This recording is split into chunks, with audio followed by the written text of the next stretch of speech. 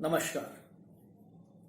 आज हम एक और आधुनिक कवि पर बनने वाले प्रश्न के साथ आपके सामने उपस्थित हुए हैं।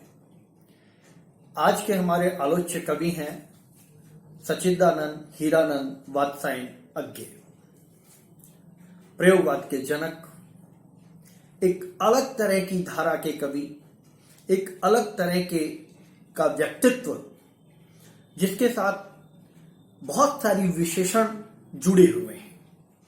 अज्ञे जी के बारे में कहा जाता है कि अज्ञे जी ने अपना जो काव्य शुरू किया था, काव्य साधना शुरू की थी, वो छायावाद के गीति कविताओं के माध्यम से, गीतात्मक कविताओं के माध्यम से प्रारंभ किया था, लेकिन उन्हें जाना जाता है प्रयोगवाद के जनक के रूप में। अज्ञे जी ने तार सप्तक के माध्यम से कविता को एक नई दिशा दी, कविता को एक नया प्रारूप दिया, कविता को एक नई परिभाषा दी। जो कविता आदिकाल से रीतिकाल तक और फिर आधुनिक काल में भी छायावाद से तक आते आते काफी परिष्कृत हो गई थी, काफी यथार्थ के नजदीक पहुंच गई थी, अज्ञे जी ने उन्हें बिल्कुल एकदम यथार्थवादी कविता बना दिया। अपने तार सप्तक के माध्यम से उन्होंने कविता में एक विद्रोह का भाव पैदा किया, यथार्थ का भाव पैदा किया, आत्मान्वेषण का भाव पैदा किया। उन्होंने प्रतीकात्मक कविता, बिंबात्मक कविता, सत्यान्वेषणी कविता, इन सबको एक नया मुकाम दिया। ये सारी इनकी कविता की विशेषता है। हम अज्ञे जी पर बात कर रहे हैं और अज्ञे जी पर बनने वाले प्रश्नों पर सबसे पहले हम चर्चा कर लें कि अकादमिक और प्रतियोगी परीक्षाओं में जो विशेष रूप से अज्ञे जी पर प्रश्न बनता है, वह प्रश्न जो है, सबसे पहले तो अज्ञे की काव्यगत विशेषताएं, इस रूप में भी यह प्रश्न बन सकता है। दूसरे रूप में प्रश्न बन सकता है कि अज्ञे में संवेदनशीलता एवं बौद्धिकता का अनूठा संतुलन है। इसके प्रकाश में अज्ञे के काव्य पर प्रकाश डाली।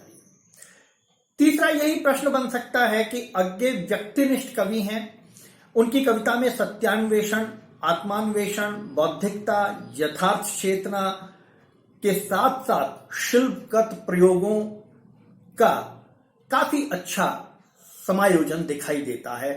इस आधार पर अज्ञे की समीक्षा कीजिए। तो ये किसी भी रूप में यह प्रश्न पूछा जा सकता है। मूल रूप से समग्र अज्ञे की विशेषता इसमें आ जाती हैं। सच्चिदानंद हीरानंद वात्स्यायन अज्ञे ने जिस तरीके से अपने आप को काव्य जगत में, साहित्य जगत में प्रतिस्थापित किया है, वह अनुकरणीय है और बहुत ही सही माने में माने तो एक प्रयोगवादी कवि, एक नई सृजना के कवि के रूप में वे उनको परिभाषित किया जाता है। अज्ञे जी के जीवन में, कविता में जो नया मोड़ आया, वो उनकी सत्यान्वेषणा के माध्यम से आया। वो उनके, कहा जाता है कि व्यक्तिनिष्ठ होने की वजह से भी उनके काव्य में यह मोड़ आया। उन्होंने स्वानुभूति परक कविता, जो उनके साथ घटा, जीवन में जो जो उनके साथ घटा, अज्ञे जी ने उन्हें अपनी कविता का विषय बनाया। उन्होंने कहीं कोई और जो है विषय चुनने की कोशिश नहीं की। दूसरी चीज उन्होंने जो की, उन्होंने किया कि जो पारंपरिक जो शैली चली आ रही थी, पारंपरिक जो अलंकार चले आ रहे थे, पारंपरिक जो रस की परिभाषा और रस का भाव चला कविता में आ रहा था, अज्ञे जी ने उन सबको सिरे से नकार दिया। उन्होंने नए उपमानों, नए अलंकारों का प्रयोग अपनी कविता में किया, जो यथार्थपरक कविता है। प्रयोगवाद की हमारी वीडियो में आप प्रयोगवाद की विशेषताओं में देखेंगे कि अज्ञे जी ने किस तरीके से विद्रोहात्मक तरीके से उन परंपराओं का विरोध किया और नई परंपराओं को अपने काव्य में उन्होंने ढाला। अपने समकालीन कवियों के साथ एक प्रयोग किया कविता में, और वह प्रयोग ही प्रयोगवाद की कविता के नाम से जाना गया। तो अज्ञे जी की साहित्य में, अज्ञे के समकालीन साहित्य में, प्रयोगवादी साहित्य में विविध समस्याओं को उठाया गया और विविध समस्याओं पर खुलकर विचार विमर्श किया गया, कविता के माध्यम से भी और गद्य के माध्यम से भी। अज्ञे जी बहुमुखी प्रतिभा के धनी हैं। वे कवि भी हैं, वे उपन्यासकार भी हैं, वे कहानीकार भी हैं, वे व्यंग्यकार भी हैं। बहुत सारी विशेषताएं अज्ञे जी में हैं और उनके हर साहित्य की विधा में एक अलग अज्ञे दिखाई देता है। कवि अज्ञे पर कथाकार अज्ञे का कहीं कोई प्रभाव नहीं है और कथाकार अज्ञे पर कवि अज्ञे कहीं हावी होता दिखाई नहीं देता। बिल्कुल डिफरेंट, एकदम अलग अलग रूप में अज्ञे जी ने अपने आप को परिभाषित किया, अपने आप को स्थापित किया।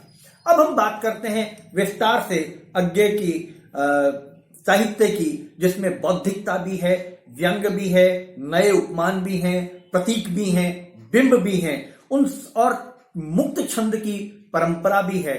हम उस पर अब बात करते हैं जो अज्ञे जी की काव्यगत विशेषताएं भी मानी जा सकती हैं या समग्र अज्ञे की विवेचना भी हम उसमें कर सकते हैं। तो बात कर रहे हैं हम अज्ञे जी के प्रथम बिंदु की।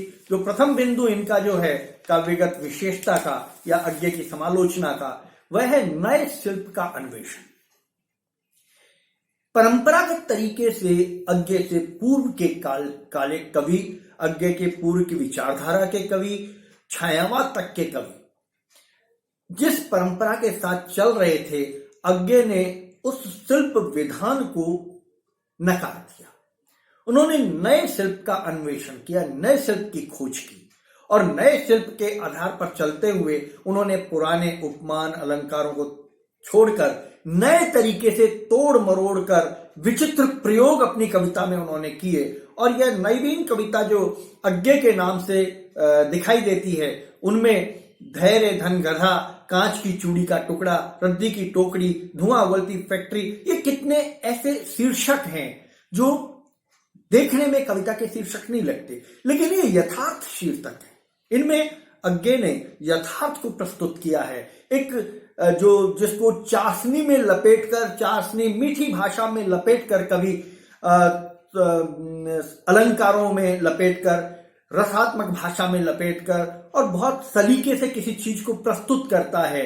अज्ञे ने बिल्कुल वो नहीं किया। जैसा दिखाई देता है वैसा अज्ञे ने अपने साहित्य में, अपनी कविताओं में प्रस्तुत किया, जो यथार्थ के बहुत नजदीक था।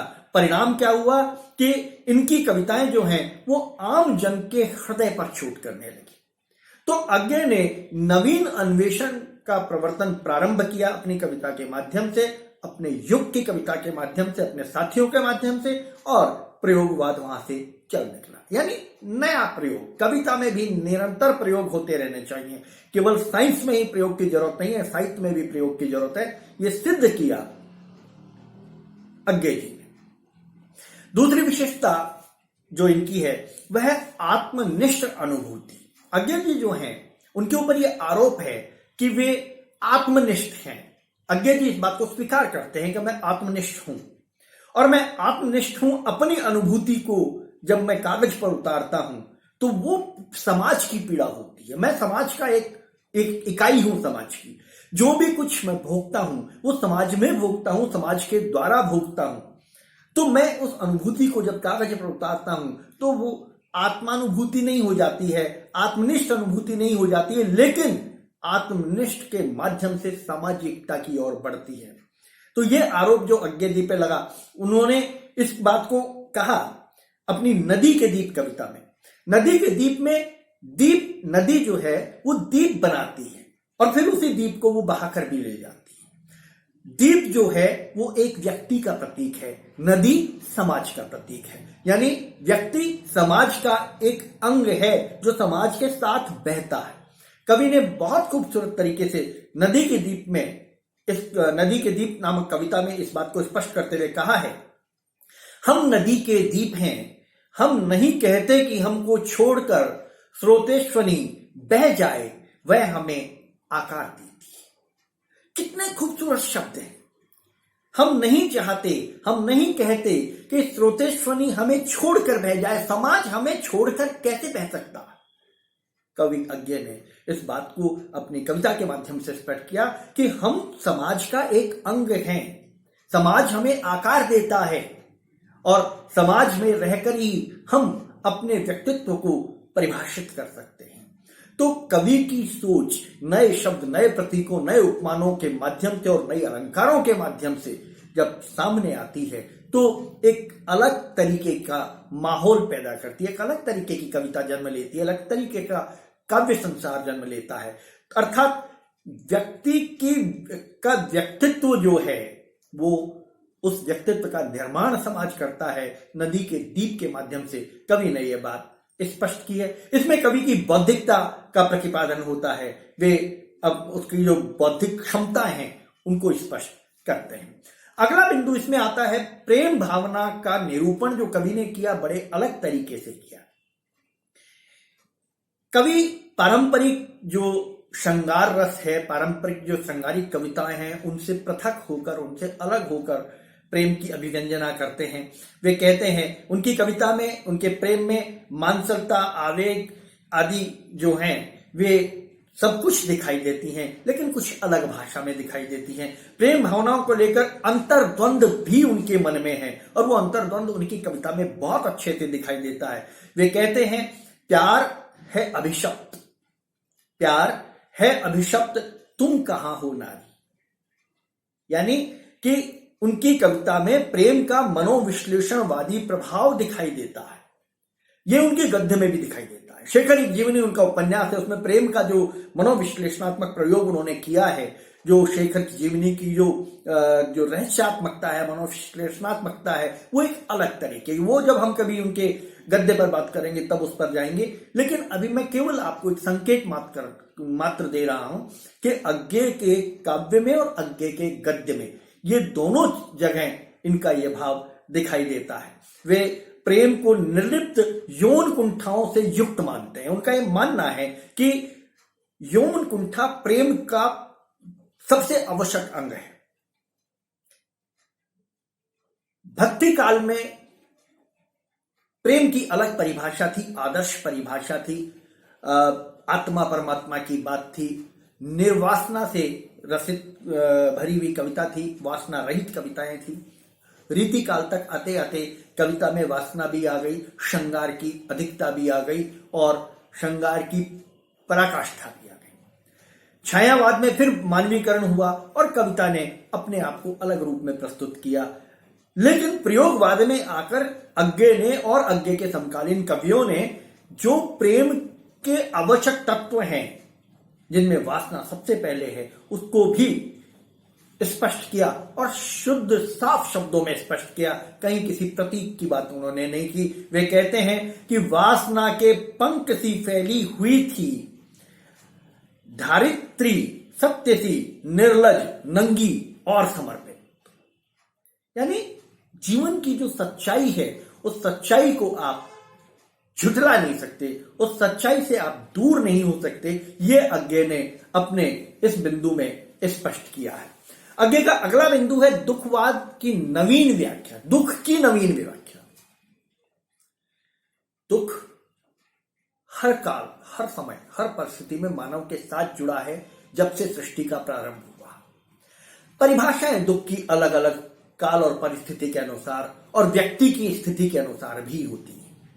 कवि ने बहुत अच्छे तरीके से दुख को परिभाषित किया है और वे कहते हैं कि दुख हताशा और निराशा से होता है। जब हम हताश हो जाते हैं, जब निराश हो जाते हैं, तब दुख जन्म लेता है, लेकिन दुख व्यक्ति को मांझता है। कवि कहता है कि अगर दुख ना हो जीवन में तो सुख का मूल्य ही पता नहीं। अगर जीवन में दुख नहीं आए तो सुख का महत्व लोगों की समझ में ही नहीं आए। अगर जीवन में दुख नहीं आए तो मनुष्य का परिमार्जन ही नहीं हो। इसलिए दुख जीवन में बहुत आवश्यक है, यह कवि अज्ञे का मानना है। वे कहते हैं दुख सबको मांझता है, दुख सबको मांझता है और चाहे स्वयं सबको मुक्ति देना वह न जाने, और चाहे स्वयं सबको मुक्ति देना वह न जाने, किंतु जिनको मांझता है उन्हें वह सीख देता है कि सबको मुक्त रखे। जब एक व्यक्ति किसी एक दुख से निकलकर वापस सही होता है तो वो दूसरे को शिक्षा देने के लिए तैयार होता है कि वो गलत है, वो रास्ता गलत है, मैंने अपनाया था, मैं बहुत दुखी रहा, आप उस रास्ते पर नहीं जाएं, आप वो काम नहीं करें, क्योंकि उससे बहुत दुख पैदा होता है, बहुत दुख मिलता है, बहुत दुखी हो जाएंगे आप। तो व्यक्ति जो दुख से निकला है वो मार्गदर्शक बन जाता है, वो आगे आने वाली पीढ़ी को रास्ता दिखाने वाला बन जाता है। इसलिए भी दुख बहुत जरूरी है और यह दुख का उदात्तीकरण है जो कवि ने प्रस्तुत किया है। अगले विशेषता में कवि का आता है क्षणवादी चिंतन। कवि अज्ञे को क्षणवादी कवि भी कहा जाता है। क्षण के महत्व का प्रतिपादन करते हैं अज्ञे जी। क्षण जीवन में बहुत महत्वपूर्ण स्थान रखता है। बूंद बूंद से घड़ा भरता है और क्षण क्षण से सेकंड, मिनट, घंटा और फिर दिन बनता है और दिन महीने महीने साल में परिवर्तित होता है। तो क्षण का जीवन में बहुत महत्व है। हम क्षण के महत्व को यदि समझते हैं तो कवि अज्ञे कहते हैं कि हम हमारे जीवन को सही दिशा में ले जा पाएंगे। वे क्षण के महत्व का प्रतिपादन अपनी हरी घास पर क्षण भर नामक कविता में स्पष्ट करते हुए हैं। वे कहते हैं कि अनवरत प्रवाह जो है वो क्षण ही है, जो निरंतर बहता है वो क्षण ही है, रुकता नहीं है, थमता नहीं है, लगातार बहता है। और अगर आप क्षण के साथ बह गए तो आप आगे चले जाओगे, विकास करोगे, तरक्की करोगे जीवन में। और अगर आप थम गए और क्षण निकल गया आगे, अर्थात समय निकल गया। बुजुर्ग भी कहते थे कि समय को पकड़ो, समय के साथ रहो, समय को खराब मत करो। यदि आपने समय निकाल दिया तो समय किसी का इंतजार नहीं करता।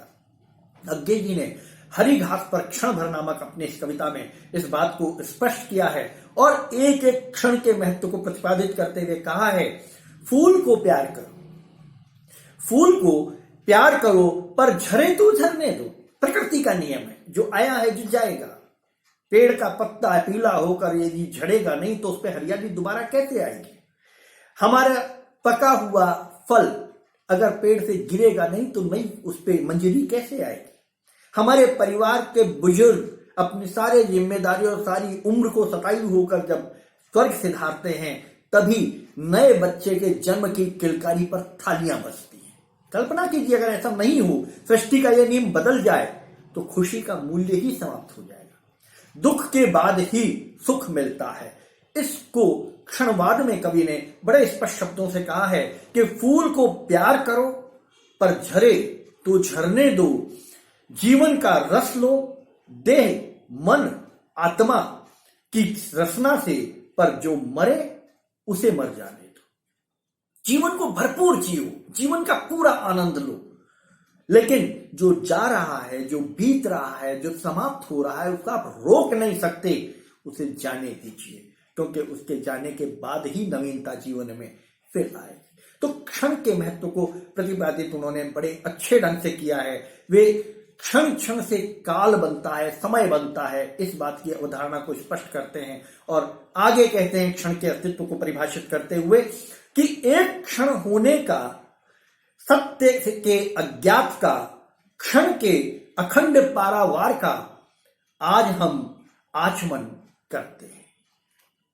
क्षण जो है अखंड पारावार है, लगातार बहता है और उस क्षण को यदि हमने आचमन कर लिया, उसको हमने पी लिया, उसे हमने स्वीकार कर लिया, उसके साथ हम प्रवाहित हो गए तो निश्चित रूप से आप जीवन को सकारात्मक रूप से आनंद से व्यतीत कर पाएंगे। तो अज्ञे जी का जो भाव था वो बहुत क्लियर भाव था एकदम, और सत्य से बहुत नजदीक था, सत्य के साथ था। इसीलिए उन्हें सत्यान्वेषी कहा जाता है कि वे सत्य का अन्वेषण निरंतर अपने काव्य में करते रहते। प्रकृति चित्रण किसी भी काल के कवि की सबसे बड़ी विशेषता होती है। अज्ञे के काव्य में भी प्रकृति का बहुत खूबसूरत चित्रण लेकिन किया उन्होंने यथार्थ है। उन्होंने कहीं उसमें पारंपरिक उपमानों अलंकारों का कहीं कोई प्रयोग नहीं किया, उन्होंने यथार्थ अलंकारों और उपमानों का प्रयोग किया है। मैं प्रयोगवाद की वीडियो में आपको बता चुका हूं कि उन्होंने किस तरीके से पारंपरिक अलंकारों और उपमानों का विरोध किया था, किन किन प्रतीकों के माध्यम से विरोध किया था, उसको मैं यहां डिस्कस करके वीडियो को लंबा नहीं करना चाहता, विषय से भटकना नहीं चाहता। हम बात कर रहे हैं कवि अज्ञे के प्रकृति चित्रण पर। कवि अज्ञे ने अरि ओ करुण प्रभामय और हरी घास पर क्षण भर नामक अपनी कविता में जो प्रकृति का चित्रण प्रस्तुत किया है उसमें सागर का चित्र है, सागर पर सांझ है, प्रकृति है, निर्झर है, अंतिम आलोक है, झील का किनारा है, आदि बहुत सारे वर्णन उन्होंने कविता में किए हैं। और बना दे चितेरे कविता में भी उन्होंने उठती लहरों का बहुत खूबसूरत चित्रण अपने काव्य में किया है। साथ ही उन्होंने चांदनी झीलों में शरत कालीन चंद्रमा चांदनी का जो चित्रण किया है, बहुत खूबसूरत चित्रण किया है। प्रकृति परक कविताएं इनकी हैं, जिनमें इन्होंने प्रकृति का सुंदर चित्रण किया है। जैसे चांदनी झीलों में उन्होंने वर्णन किया है कि शरद चांदनी बरसी, अंजुरी भर कर पी लो, ऊंघ रहे हैं तारे सिहरी रात सरसी, और प्रिय कुमुद ताके अंशे। अर्थात जीवन को सरलता के साथ, चांदनी रात के साथ एकाकार करके हम जीवन का आनंद उठा सकते हैं। तो यह कवि की अपनी प्रकृति चित्रण का वर्णन है। वे उषा दर्शन नामक कविता में रात्रि व्यतीत होने का वर्णन कर रहे हैं कि रात्रि के बाद जब उषा प्रारंभिक लालिमा जब दिखाई देती है आकाश में, बहुत खूबसूरत चित्रण कवि ने किया है। वीडियो थोड़ा लंबा हो रहा है, लेकिन हम इस पर चर्चा अवश्य करेंगे। उठली लजीली भोर रश्मि सोई, दुनिया में तुझे कोई देखे मत, मेरे भीतर समा जा तू, चुपके से मेरी है हिमायत, नलिनी खिला जा तू, ओ प्रगल्भा मनमयी, नावली सी उठ सारी दुनिया में फैल गई।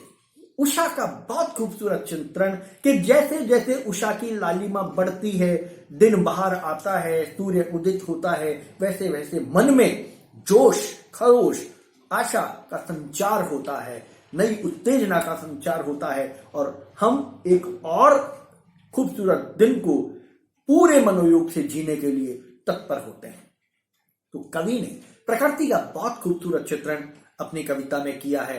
अब आता है कवि का जो सबसे महत्वपूर्ण जो जीवन, उनके जो चरित्र का भाव है, वह है युग का चित्रण और व्यंग। कवि अज्ञे अपनी कविता के माध्यम से, अपने गद्य के माध्यम से भी समाज पर बड़े करारे व्यंग करते हैं, और इतने करारे व्यंग करते हैं कि जो बिल्कुल दिल में चुभ जाए। उनके शब्दों में जो ताकत है अनुपम है। अब युग का जो वर्णन वो कर रहे हैं, उनके इस जीवन में आज का आदमी स्वार्थी,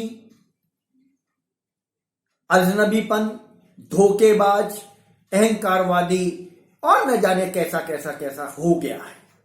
कवि ने उन सबको उस आज के युग में अपनी आंखों से देखा, महसूस किया और उन पर कविता लिखी। उनकी एक बहुत प्रसिद्ध कविता है सांप। सांप एक जंगली जानवर है जो जंगलों में रहता है। अंदर जो है अपना वो कोटर, वो जिसको सांप का बिल जो बोलते हैं, कोटर है, उसमें बनाकर रहता है। समाज से भयभीत होता है, समाज में नहीं आता है, मुश्किल से कभी आता है, और आता है तो फिर वो मारा ही जाता है।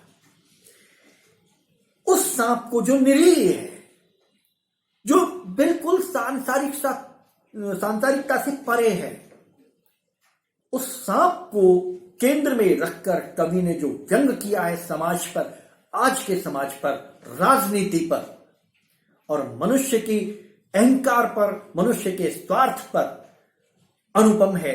उदाहरण देखिए, सांप, तुम सभ्य तो हुए नहीं, न होगे। सांप, तुम सभ्य तो हुए नहीं, न होगे, नगर में बसना भी तुम्हें नहीं आया, एक बात पूछूं, उत्तर दोगे? गौर से सुनिएगा। सांप, तुम सभ्य तो हुए नहीं, न होगे, एक बात पूछूं, उत्तर दोगे? फिर कैसे सीखा डसना, विष कहां से पाया? बहुत बड़ा व्यंग। ये विष और डसने का काम तो समाज में, नगर में रहने वाले उन सभ्य लोगों का है, तथा कथित सभ्य लोगों का है, जो अपने आप को बहुत सभ्य कहते हैं, जो अपने आप को निष्णात कहते हैं, पढ़े लिखे कहते हैं। सांप तो निरीह प्राणी है, फिर तुम में यह गुण कहां से आया? समाज के ऊपर एक बहुत कठोर व्यंग अज्ञे ने अपनी सांप कविता के माध्यम से उन्होंने दिया है। और ये बड़ा विचित्र भी है, विचित्र भी है।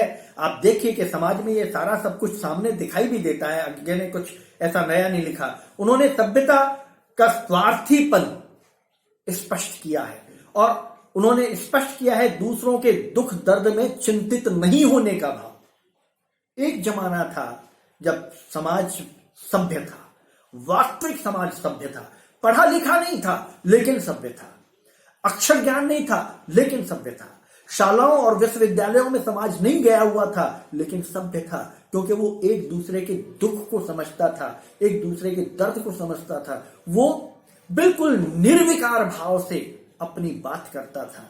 वो हर व्यक्ति के सुख दुख में शामिल होता था। एक का दुख दूसरे का दुख, एक का सुख दूसरे का सुख। कहां गई वो सारी चीजें? कवि अज्ञे कहते हैं कि संदिग्धता से ये सभी सभ्यता के लक्ष्य हैं और सभ्यता बहुत बड़ी सुविधा है। सभ्य तुम्हारे लिए किंतु क्या जाने, ठोकर खाके नहीं रुकेगा। सभ्य तुम्हारे लिए नहीं रुकेगा। आज का जो सभ्य है, तथा कथित सभ्य जिसे माना जाता है, वो आपको अगर ठोकर लग गई तो आपके लिए रुकेगा नहीं, वो चला जाएगा। पहले ऐसा नहीं होता था और कवि ने बदलते समाज की अभिव्यक्ति बहुत अच्छे ढंग से व्यंग्यात्मक रूप से प्रस्तुत की है। इसलिए कवि अज्ञे को बहुत श्रेष्ठ व्यंग्यकार भी कहा जाता है। अगली विशेषता है उनकी अभिव्यंजना शैली, अभिव्यंजना कौशल। अपनी बात को कहने का जो उनका तरीका है, परिमार्जित तरीका है, वे परिवर्तन को स्वीकार करते हैं और परिवर्तन के साथ बहने वाले कवि हैं।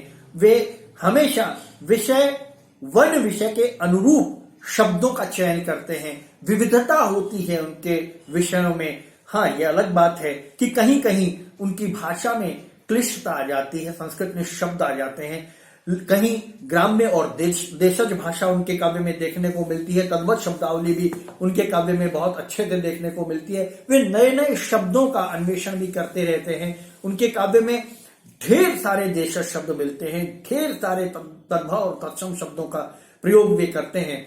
उनके काव्य में पर्याप्त संख्या में अलंकारों का प्रयोग, चित्रात्मक शैली का प्रयोग बहुत अच्छे से देखा जाता है। तो अज्ञे जो हैं, जो सांझ का वर्णन प्रतीकात्मक रूप से करते हैं कि पति से वारत सांझ, पति से वारत सांझ, उचकता देख पराया चांद, ललाकर ओट हो गए।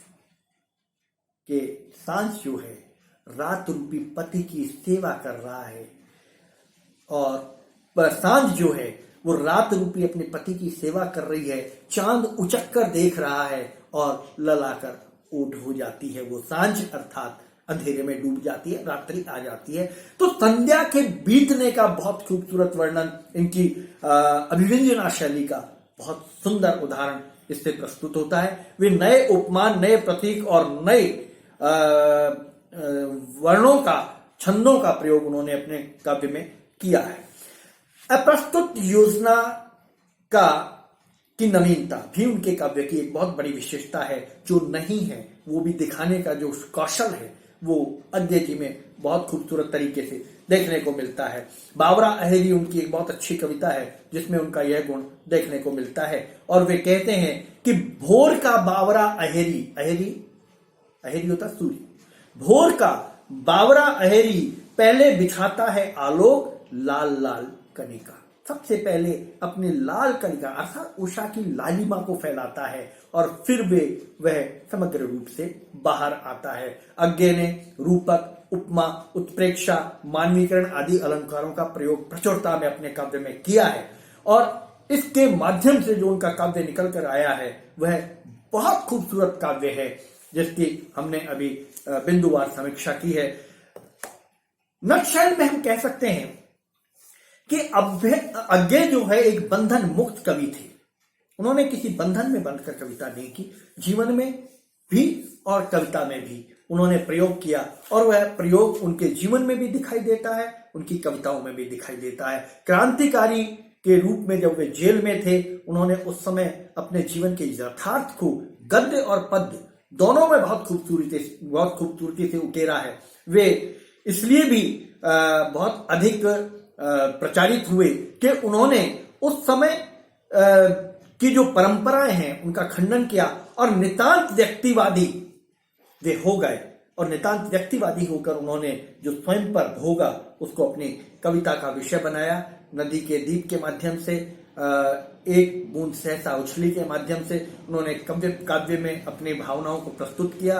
वे निश्चित रूप से कविता के आधुनिक युग के दर्पण कहे जा सकते हैं और आधुनिक युग की आधुनिक कविता के जनक माने जा सकते हैं। तो इस तरीके से आप अज्ञे जी की पर बनने वाले जो प्रश्न हैं उन प्रश्नों को तैयार कर सकते हैं। एक ही प्रश्न में पूरी कोशिश की गई है कि मैं समग्र अज्ञे को डालने का प्रयास करूं। एक प्रश्न और बनता है अज्ञे पे, उस पर हम अगली वीडियो में चर्चा करेंगे। आपने अगर चैनल को सब्सक्राइब नहीं किया है तो प्लीज चैनल को सब्सक्राइब करें, वो हमें मोटिवेट करता है और हम नई वीडियो बनाने के लिए प्रेरित होते हैं। फिर मिलेंगे एक नए वीडियो के साथ। नमस्कार।